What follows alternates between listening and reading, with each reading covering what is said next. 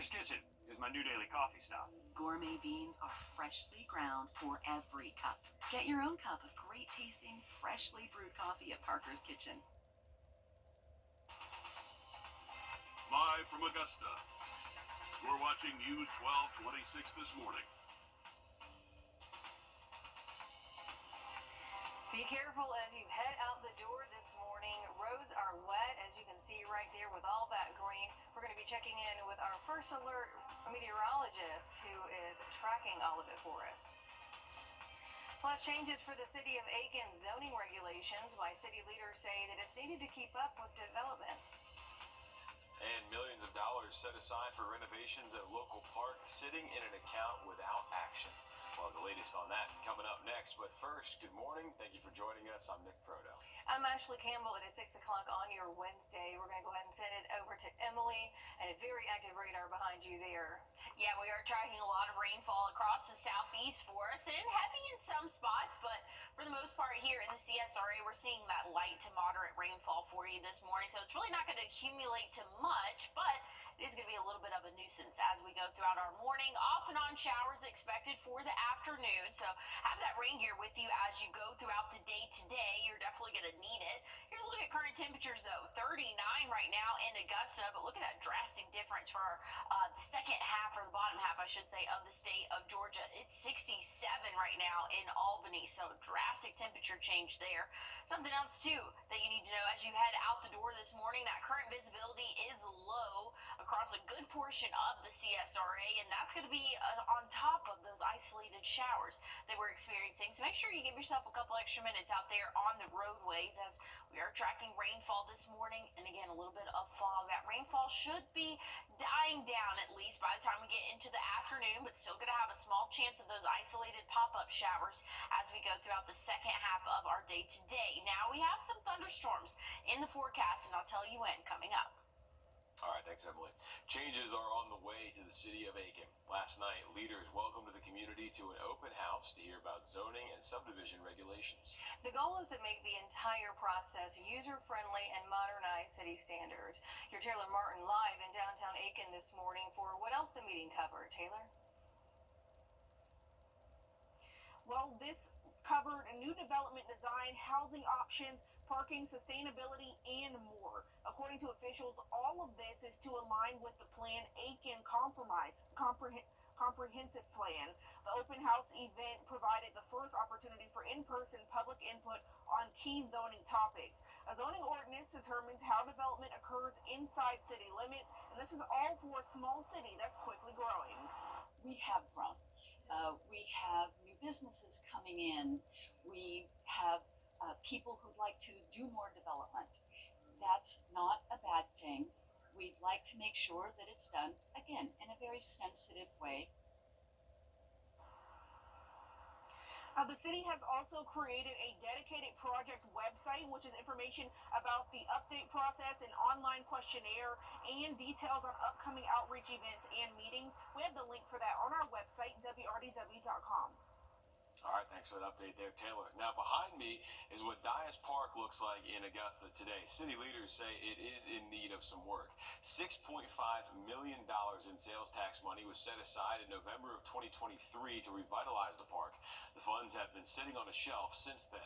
In the meantime, families who still go to this park are now stuck waiting. It's left some parents asking for change. They have things that they're able to exert their energy on versus what we would quote unquote say negative things, then we'll see more impact on them having healthy and positive expressions on their exerting of their energies. Standing in the way of progress is the locked community center. The city is debating on what to do with that building. The Columbia County Board of Education placing a vote on the Homestead Exemption Act. The school board opting out of the tax hike with a 3-2 vote. The bill puts a cap on property tax hikes, ultimately cutting budgets for local governments. Opting out prevents those budget cuts from happening. Local governments are required to hold public hearings on the matter if they intend to opt out, and we've been following these hearings closely. Some of our local governments still have not made a decision, and more hearings are scheduled. Tomorrow, the Burke County Board of Education will meet at 6 at the Board of Education. The City of Waynesboro will meet at the same time at City Hall, and the City of Sardis will also meet at the same time at the Annex Building. Then the City of Harlem will be meeting at the Public Safety Building at 6:30. We'll let you know what comes out of those hearings. Election results are in for the North Augusta Republican primary. There were more than 1,000 ballots cast, about 6.4% of registered voters. John Felak got 73% of the votes for city council, so he'll finish the last 2 years of former councilman Eric Presnell's term. Pat Carpenter got 30% of the votes for city council at large. Robert Freitas and Jennifer McCauley also made the top 3. There's no need for a runoff in the at-large primary. Mayor Britton Williams ran unopposed, so he was not on the ballot. Time now, 6:05. A victim is recovering after a shooting in Rennes Monday. That's according to the GBI, who says that Jefferson County Sheriff's Office responded to a shooting investigation. That happened at the Pine Valley Apartments around 7:30. Officials say no arrests have been made at this time, and if you have any information on this case, give the GBI or Jefferson County Sheriff's Office a call. Back here in Richmond County, the Sheriff's Office is looking for a missing man as the search continues for 2 other missing teens. This is Charles Curry right now on your screen. Officials say he was last seen the night of February 3rd on Deansbridge Road at Gordon Highway. They say he was wearing a black t-shirt and red plaid pajama pants. And the search continues for 2 missing teens here on your screen. The Sheriff's Office says 14-year-old Azaria King was last seen Saturday night on Old Waynesboro Road. Officials say she was wearing a pink skirt, white shirt, and a red, white, and black jacket with brown boots. 15-year-old Devin Hardy was last seen on Aileen Circle. Officials say he was wearing a black hoodie, red shorts, and black shoes. If you have any information on either of these cases, call the Richmond County Sheriff's Office. A desperate search continues this morning in the case of a missing boater after his fiancée was found dead in Lake Oconee. DNR says they found Jocelyn Wilson's body Sunday morning after an empty boat was found circling the lake. DNR has not released the name of the missing boater, but a private Christian school in Atlanta identifies him as Gary Jones. Jones is a track and field coach there. DNR officials did not specify where the boat was found or where they're searching. The father of an alleged Georgia high school shooter has been granted bond.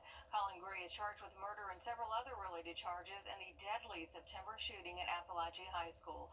Law enforcement believes that he gave his 14-year-old son the gun used in that shooting. A judge granted Colin a $500,000 bond and barred him from contacting witnesses in this case. It comes after he filed a petition for bond earlier this month. The father of one of the victims injured in that shooting took the stand after the judge granted bond, saying this. You took her volleyball playing away from her. You took her childhood away from her. She's only 14 now, victim. Why should your son and you have freedom when she has none? I'm not here for vengeance, but to seek justice for my daughter, Taylor Jones. 4 people were killed, several others injured in that shooting. This morning, a bill that would put a cap on the amount of revenue Georgia cities can collect. Still ahead, South Carolina's Attorney General firing back after serious allegations posed against him. Details in the investigation coming up.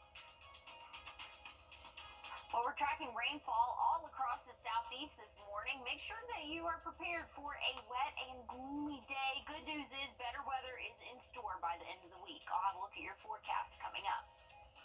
And as we head to break, giving you a live look over the 13th Street Bridge from our SRP Park Cam. It's 10 after 6.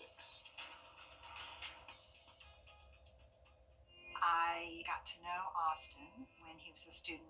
I just remember that he was just an upstanding young man, very respectful. When I had my car accident, I thought to myself, I'm going to call Austin Jackson. As we sit here today, I'm thrilled to hear that you're feeling much better. That's how I want to see people in the end. They're back to the way they were before the wreck happened. I'm so glad you called us, and it's a privilege to be able to pay back the people who've helped shape me. After my accident, they got me a great settlement. Wow, it sounds like your insurance company really took care of you. Are you kidding me? Those guys are a bunch of clowns. Denied? I got your settlement right here. Your claim. Why? I call George Sink Injury Lawyers. Call us today, and we'll put an end to the games and gimmicks and get you the biggest recovery possible. Get your Sink Law Firm on the line for $999. I look at her and I see my future. She is the promise that gives meaning to each new day. Her love holds us close and guides us. She is, and always will be, my everything. I celebrate her with a jeweler that I trust. And that's Windsor. Nothing says I love you like a NAR. Powered by Jim Hudson Automotive Group. Welcome back. Giving you a live look right now at the medical district as we send things over to Emily on a rainy start to the day. Yeah, it is a little bit rainy out there, a little bit gloomy, and that's going to be the story, unfortunately, for the greater part of our day today.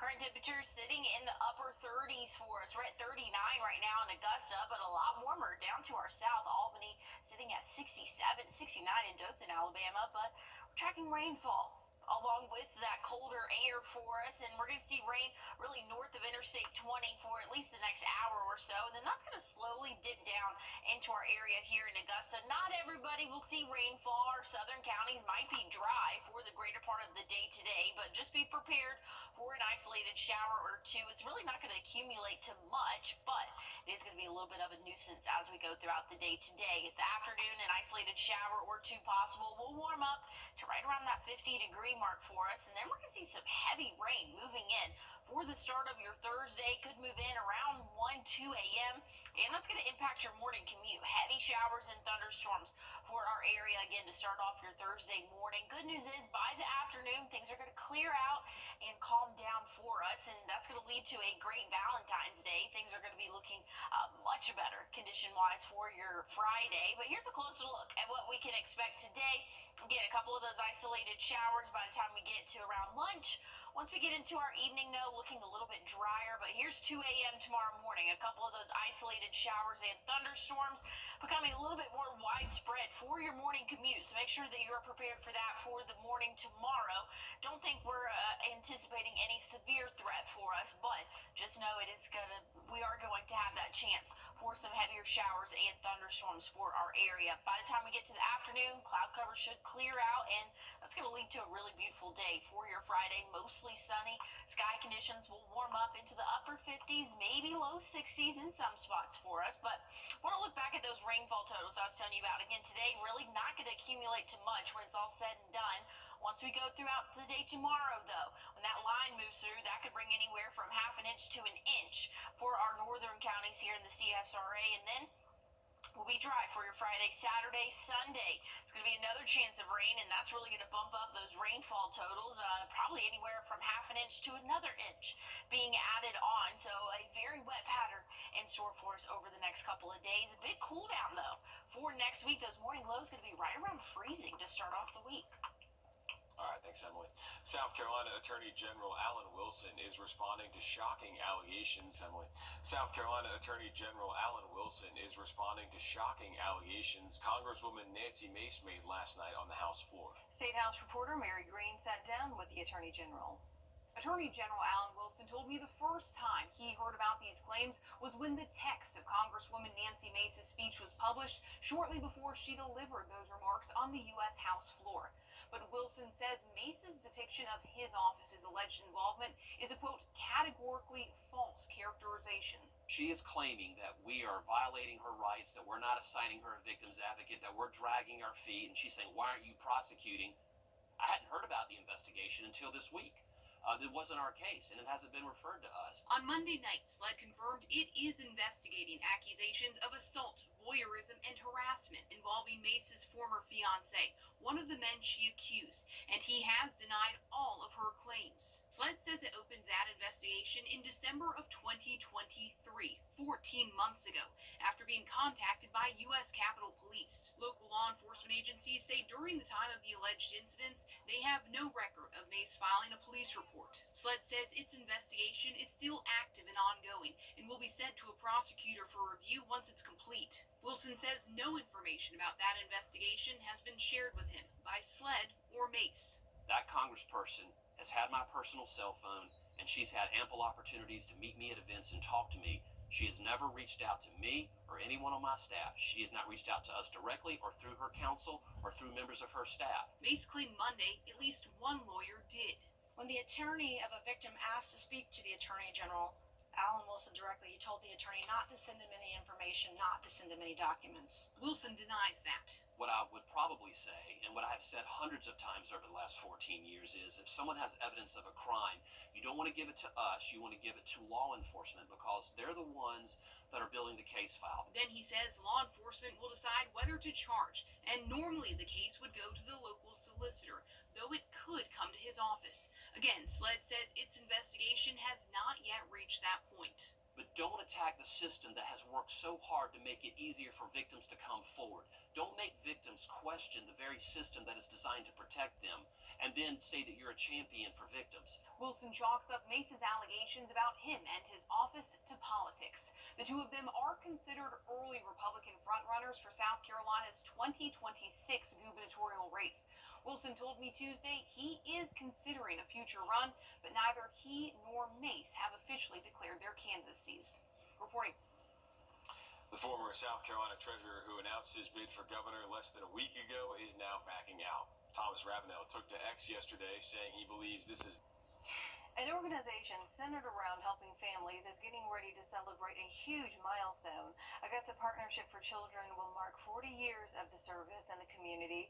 Executive Director Candace Hillman says that most of their programs are free to anyone who enrolls and is able to do just that through initiatives such as the Parents as Teachers program. They also provide necessities like baby formula. Augusta Partnership for Children holds giveaways when those items are available. They just held one yesterday, in fact. Hillman says they're looking to continue supporting the community through their large annual fundraiser, which is a charity soiree and silent auction event. Many times we have families in situations that require other things, and so when we raise funds, we can utilize those dollars to provide some of those additional services that can't be covered through some of the services from our grants. The event is February 21st at the Augusta Shrine Club. That starts at 6 p.m.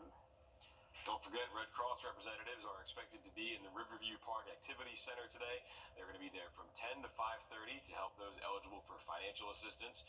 They're working on another wave of aid for those whose homes were either destroyed or damaged by Hurricane Helene. You're eligible if you're the head of the house, your home was either damaged beyond repair, the damages require extensive repairs, or there are other recovery needs you need met. President Donald Trump cutting the federal workforce and a check on inflation. We've got that just ahead in your morning business report. And as we head to break, giving you a live look right now at I-20, you can see traffic is moving at 6:20. Are your creditors Well, there's plenty of time to celebrate love even after Valentine's Day. Saturday is the Bowl for Love event at Northside Lanes with Friends of North Augusta Animal Organization. That's happening from 12 to 3. You can learn more about the event on our community calendar page. And hey, probably won't be too bad of a day to stay indoors for your Saturday. It's going to be a little bit cloudy for us there, but today we're dealing with rainfall and colder air for our area. 39 current temperature right now in Augusta, so you're going to need a rain jacket and a regular jacket as you head out the door this morning. A little bit cold for the start of our Wednesday. Good news is we'll slowly but surely warm up, but it's going to take us a minute to get there. But we're going to check in on this real quick. Current visibility, we are dealing with some fog really all across the CSRA today, so low visibility this morning. Make sure that you give yourself a couple extra minutes. Along with the fog, we're dealing with rainfall this morning, so it's definitely going to be a little bit tricky out there on the roadways. I don't know if that's probably the right word, but anyways, you know what I'm talking about. We are seeing that rainfall, though, last throughout the greater part of our morning, but once we get into the afternoon, it's going to be those off and on showers for our area. So just be prepared for an isolated shower or two, even in the afternoon hours. But we'll slowly but surely warm up into those upper 50s for our afternoon, low 50s, I should say. Actually, we are going to struggle to get out of those upper 40s by this afternoon. So if you're going to take your furry friend on a walk, today is probably not the best day. If we wait until after the rain passes tomorrow, that's going to be a little bit better for us, and things are looking a lot better for your Valentine's Day, so that's some good news there. But again, we're going to see those upper 40s for that afternoon high. Once we get into our Thursday, those showers and thunderstorms going to move through, could impact your morning commute. Friday looking beautiful though, partly cloudy sky conditions for your Friday. Saturday a little bit more cloudy but warmer, 68 for that high temperature, and then we're going to have some storms move in again for your Sunday. Now, Monday and Tuesday next week looking pretty mild, close to average for this time of year, but those overnight lows going to be right around that freezing mark. So winter is still here. Hey, stick with us. We have more news and weather coming up.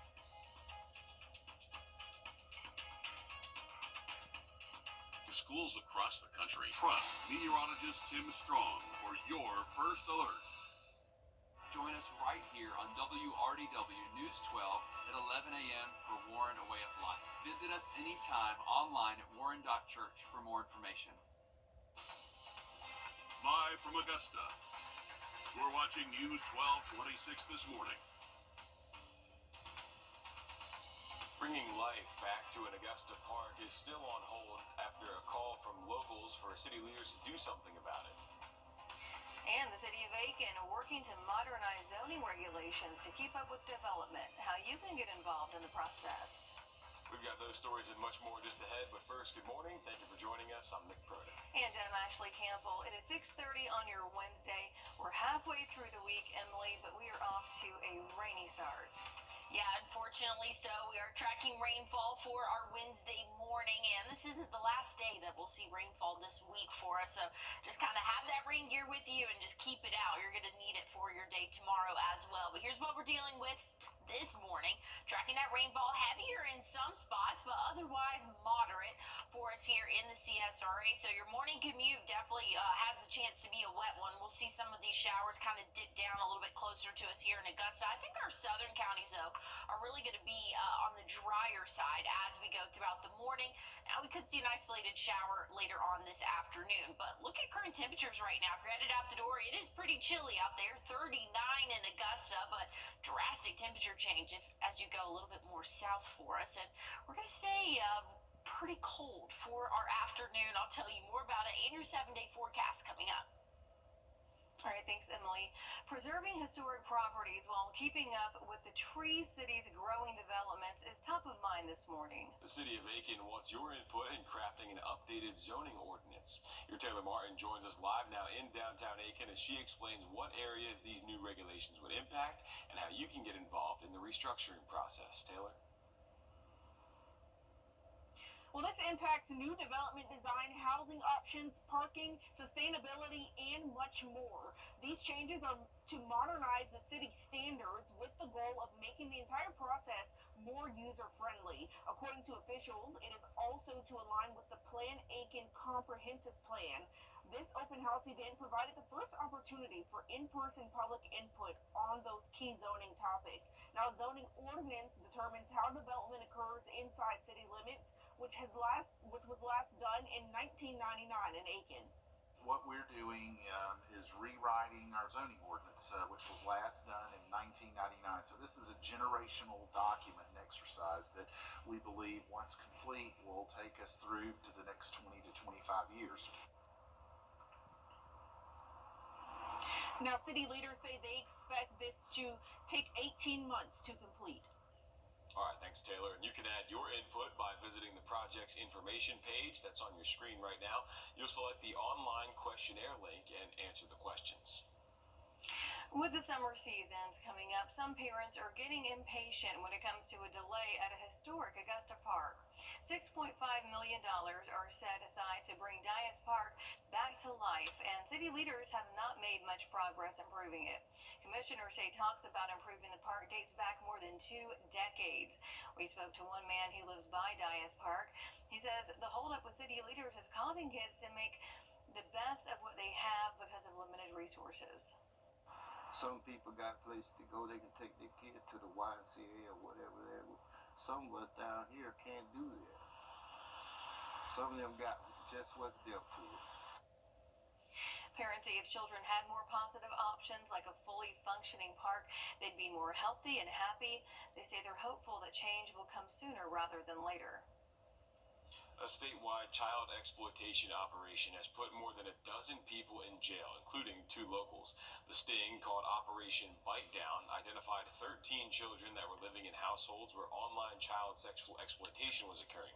Local suspects are 43-year-old Randy Lowry of Augusta and 26-year-old Stephen Yaniszewski of Evans. This is a photo of Yaniszewski from a previous arrest. We're still waiting on their booking photos from this arrest. A man is facing charges in connection to a deadly hit and run in Richmond County. Michael Kelly Jr. was arrested yesterday for vehicular homicide and the death of 65-year-old Dwayne Rutledge. Richmond County deputies say the victim was riding a moped when Kelly hit him last month. It happened at 13th Avenue and Martin Luther King Boulevard. Officials say that Rutledge was sent to the hospital where he later died. Fentanyl exposure at a Columbia County high school has some parents feeling uneasy this morning. The school district notified parents on Monday about the incident at Greenbrier High School.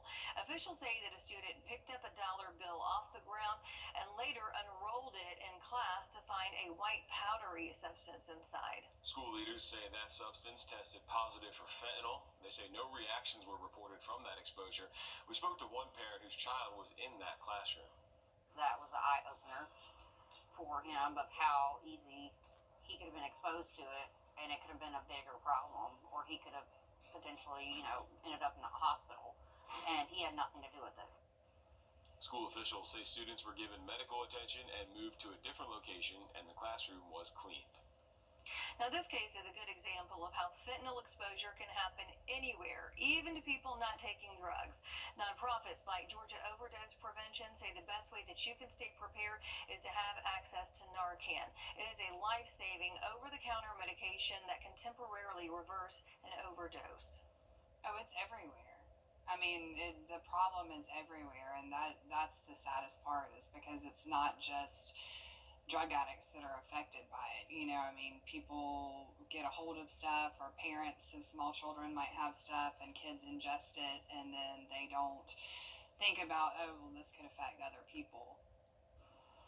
You can buy Narcan right now at most pharmacies. You don't need to have a prescription, and you can even get it on Amazon. You can also request to get the medication for free from Georgia Overdose Prevention. The nonprofit says that it can't say enough about how much the difference this life-saving medication can make. We do have more information on our website, wrdw.com. Georgia Senator Raphael Warnock is introducing a new bill that would keep more money in Americans' pockets when it comes to purchasing medications.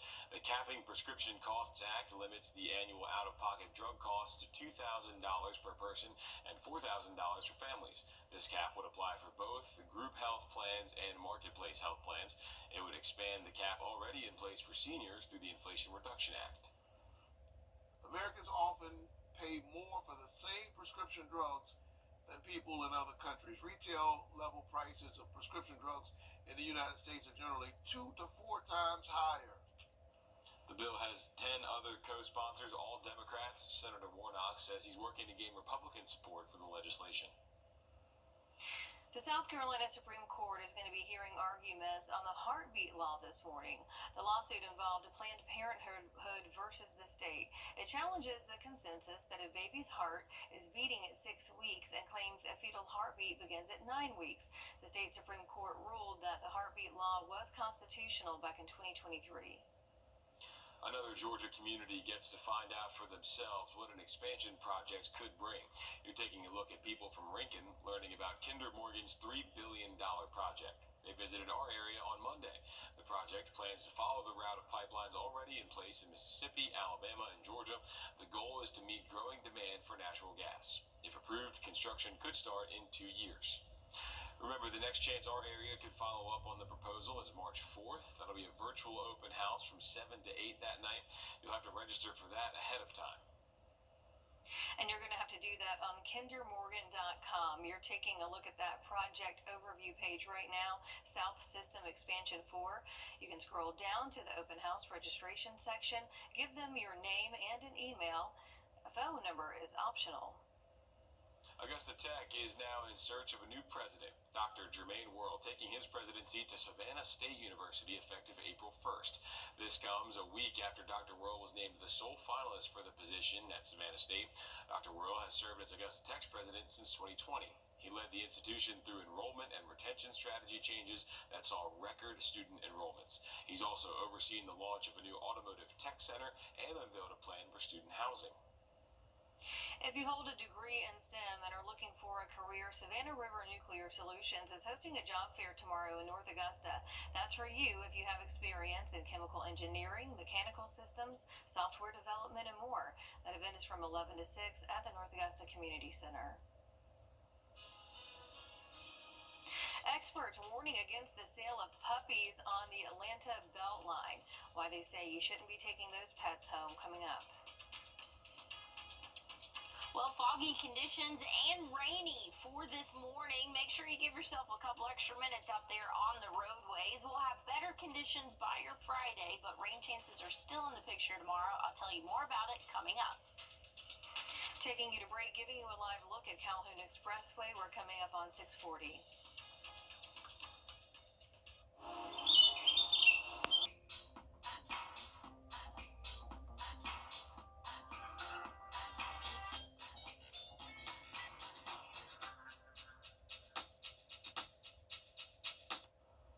It's time for your dog walk forecast. We've got Luca, Phoebe, Gunner, and Riggs taking over. These dogs look a little familiar. They're my I was puppies. going to say.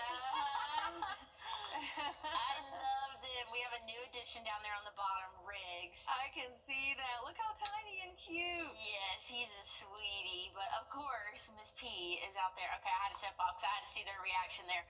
But yeah, we have 4 dogs now. It's a Full house. I was about to say. House, yeah. We've got a lot. We're a lab family and a golden family. So, anyways, wanted to throw that in there. Shout out to my producer for getting that in. Ariana, thank you for doing that. Yes, we love them. Made my morning. But hey, want to look at current temperatures right now. Hopefully, make your morning, because it's a little bit of a gloomy start to our day. 39 current temperature right now, and we're tracking rainfall, unfortunately, for the start of our Wednesday. That rain's going to be off and on as we go throughout the day today, and we'll see some more of it early tomorrow morning as well. So don't put up the rain gear just yet. We are again dealing with rainfall for at least the next couple of days. Heavier showers this morning, again tapering off and really kind of moving a little bit more towards the north for the afternoon. But here's tomorrow morning. Around 1-2 a.m. we can expect to see a line of showers and thunderstorms move into our area. This is going to impact your morning commute for your Thursday, so just be prepared for that. Good news is, should be out of our hair for the second half of the day. Here's what we're looking at, though, throughout the rest of the day. You can see a couple of those isolated showers around midday. Looking dry, though, for our evening, but we're going to see that line pushing through. Here's around 2 a.m. tomorrow morning. Might be woken up to a couple rumbles of thunder there, and that's going to be more widespread as we go throughout the really start of our day tomorrow. So just make sure you're prepared for your morning commute to be a wet one. Heavy rainfall, a lot heavier than what we're seeing today, expected for your Thursday. Good news is, should clear out. The afternoon Thursday looking great. Your Friday, the start to it, not looking too bad either. But hey, I'll have more on your forecast after this quick break.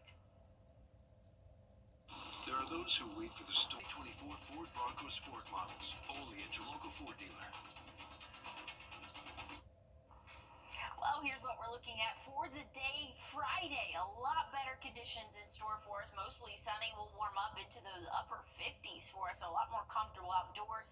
We'll take a look, though, at those rainfall totals throughout the day today. Again, really just a trace for most of us. And then once we have that line pushed through tomorrow, could be anywhere from ½ an inch to an inch of rainfall. And then we'll be dry Friday and Saturday. But here's Sunday. More rainfall moving in for our area. And that could bring our rainfall totals close to 1 to 2 inches in some spots for us. So we'll get plenty of rain over the next 7 days. Again, going to be a little bit gloomy for your Wednesday. Tomorrow, heavy showers and thunderstorms for the morning, but by the time we get to the afternoon, looking a little bit better. Friday, dry. Saturday, mostly dry but cloudy, and then that rain chance and thunderstorms come back for your Sunday. All right, thanks, Emily. Georgia lawmakers are debating a statewide ban on cell phones in schools. It would affect kindergartners to 8th graders. The Distraction-Free Education Act would let school districts decide how they want to implement the ban. Yesterday, state leaders heard from districts who already have one in place to find out how effective it's been. But some parents aren't happy. Some went to the Capitol to push back, saying safety needs to be considered. The bill's sponsor says he's talked with multiple experts about this. In the case of an emergency, really the last thing we want or need for that child's safety is to have them on a phone or a device. We need them to be listening to instructions of safety experts and getting to a safe place. There's also discussion to add high schools in the bill, but Representative Hilton says it's best to start with K through 8. The Medical University of South Carolina is the first in the state to get their hands on an all-new form of laser eye treatment. This is to help patients with an eye disease called glaucoma, which is the leading cause of irreversible blindness. If found early enough, it can be treated and managed. Current treatments for glaucoma can be uncomfortable and use a series of gels and contacts that can leave patients with blurry vision after an appointment. But now the medical university says there's a new treatment called DSLT. With it, nothing directly touches the patient's eye and it boosts safety. They just need to be looking at the laser, and the laser does everything for you. So it's safer and more comfortable for the patient and also for the operator, the surgeon, because all we have to do is make sure that it is well focused and just press the button. MUSC leaders say the treatment will be available as soon as March at their Low Country Hospital. If you've ever ran, walked, or jogged the Atlanta Beltline, you've probably come across some really cute furry friends. Some enjoying nature with their owners, while others are up for grabs. Madeline Montgomery spoke with experts who say that you should be cautious taking those pets home. On the Beltline, you are likely to bump into a dog or two. If you're looking to purchase your own pup, while you may run into situations like this, experts say this is not the place to buy man's best friend. They're walking along after lunch and they see adorable puppies or kittens or rabbits, and it's really hard not to stop. People aren't making rational decisions. Animal advocates with the Georgia Pet Coalition say many times these animals are not being taken care of. So it's this issue of buying on impulse and then latering surrender the animal. And it's not legal. Atlanta police confirming they gave out 3 citations recently along the Beltline for selling puppies without a permit. They proactively took initiative and cited these sellers. More and more places in Georgia are making laws specifically against the outdoor transient sales of dogs, cats, and rabbits. DeKalb County, Fulton County, the city of Roswell, Brookhaven, just a few places with these ordinances. But the Georgia Coalition of Pets wants the law at a state level. The reason it's so important to have a state level bill is these sellers can simply cross city and county lines, encouraging people who want pets to get them from a shelter. You do know what shots and what tests are done at the shelter before they opt out to you. Or a breeder certified through the state's Department of Agriculture. We need to protect breeders that follow the law and do it responsibly. A statewide law to ban the outdoor transient sale of dogs, cats, and rabbits does have a sponsor. It just needs to be introduced. This Valentine's Day, how about doing something special for your ex? Wrdw TLC in Acreage hosting a fundraiser called Love Hers to raise money for the nonprofit that helps rehabilitate local birds in need. You can have a mealworm named after your ex and have it fed to a small bird for just $10. For $100, you can name a rat after your ex and have it devoured by a raptor, and you'll get a video of it sent to you. What is going on with these exes and the things that you can do with them? Yesterday, didn't we run something on... Cat owes poop. Something about you could have a pound of poop named after your ex. Yeah. All right. This. Well, hopefully there's not my name floating around. I'm like, at least it's for a good cause, I guess. So. All right. Taking you outside, giving you a live look at Grovetown. It's 10 to 7. We'll be right back. Gail King coming right up. Waynesboro report. If you've been injured, we take immediate action to get you the help you need. The call. As soon as I called Austin Jackson, I was very assured and at ease. The response. They handled everything so that I could focus on getting better. The work. They took on the insurance company for me. The result. I am very happy with the settlement I received. That's why you get the Augusta Guy. Call Austin Jackson, the Augusta Guy, 706-724-7224. A look at your top stories. Preserving historic properties while keeping up with the Tree City's growing development is top of mind this morning. The City of Aiken wants your input in crafting an updated zoning ordinance. These changes are to modernize the city's standards with the goal of making the entire process more user-friendly. According to officials, it's also to align with the Aiken Comprehensive Plan. This open house event provided the first opportunity for in-person public input on those key zoning topics. A zoning ordinance determines how development occurs inside city limits. What we're doing is rewriting our zoning ordinance, which was last done in 1999. So this is a generational document and exercise that we believe, once complete, will take us through to the next 20 to 25 years. The city says they expect this entire process to take about 18 months to complete. You can add your input by visiting the project's information page. That's on your screen now. You'll select the online questionnaire link and answer the questions. With the warmer seasons coming up, some parents are getting impatient when it comes to a delay at a historic Augusta park. $6.5 million are set aside to bring Dias Park back to life, and city leaders haven't made much progress improving it. Commissioners say talks about improving the park dates back to more than 2 decades. We spoke to one man who lives by Dias Park, and he says the holdup with city leaders is causing kids to make the best of what they have because of limited resources. Some people got places to go, they can take their kids to the YMCA or whatever. Some of us down here can't do that. Some of them got just what's dealt to them. Some parents say if children had more positive options like a fully functioning park, they'd be more healthy and happy. They say they're hopeful that change will come sooner rather than later. The Columbia County Board of Education placing a vote on the Homestead Exemption Act. The school board opting out of the tax hike cap with a 3-2 vote. The bill puts a cap on property tax hikes, ultimately cutting budgets for local governments. Opting out prevents those budget cuts from happening. Local governments are required to hold public hearings on the matter if they do intend to opt out, and we have been following these hearings closely. Some of our local governments still have not made a decision, and more hearings are scheduled. Here they are. We've got the Burke County Board of Education holding a hearing at 6 p.m. at the Board of Education. The City of Waynesboro will meet at the same time at City Hall. The City of Sardis will also meet at the same time at the Annex Building. Then the City of Harlem will meet at the Public Safety Building at 6:30. Of course, we're going to let you know what comes out of these hearings. Well, for those of you who want to celebrate on Valentine's Day, you can marry the love of your life at no cost. Richmond County Civil and Magistrate Court are officiating free weddings for Richmond County locals. Your last chance to pre-register is today. That event is from 10 to 4 on Friday. So kind of interesting thing there.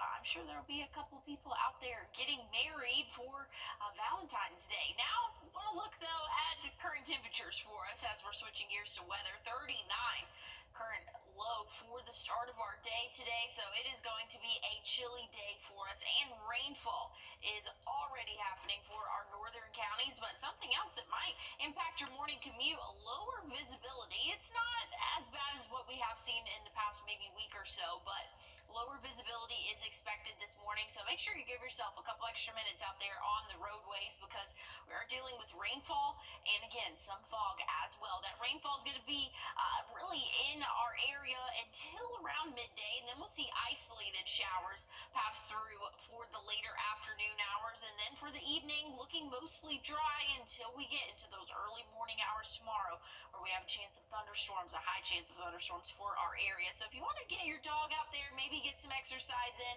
Honestly, today is probably not the best day to do that, but the rain should be out of our hair by the evening. Just going to be cloudy and much colder for those temperatures out there. So maybe your furry friend might like it, but good news is looking a lot better for your Valentine's Day. Dry conditions will warm up into those upper 50s. Rain chances come back into play though for your Sunday. Thanks for watching. Stick with us. Live and Temp, brought to you by your First Alert weather team. Join us right here on